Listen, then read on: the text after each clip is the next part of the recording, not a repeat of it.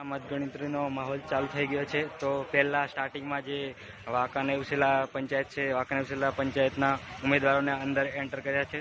તો અહીંયા ઉસેલા જૂથ ગ્રામ પંચાયત, રૂમડિયા જૂથ ગ્રામ પંચાયત, પછી ખાટિયાવાડ જૂથ ગ્રામ પંચાયત ને અલગ અલગ બધી પંચાયતો આવેલી છે. એમાં તમામ જે સરપંચ ઉમેદવારો છે એમને એન્ટર કરવામાં આવે છે.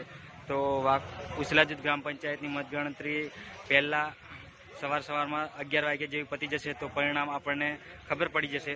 તો આપણે ખરેખર એને જોવા માટે ફૂલ ઉત્સાહિત છે.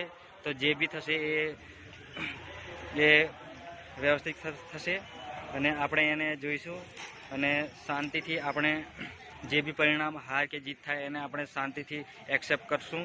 કેમ કે ઇલેક્શન વસ્તુ જ એવું છે કે હાર જીત તો થવાની જ છે. તો આપણે ખરેખર જે બી પરિણામ છે એને માન્યમાં લાવવાનું છે. અને અહીંયા હું મારી વાણીને પૂર્ણવિરામ આપું છું.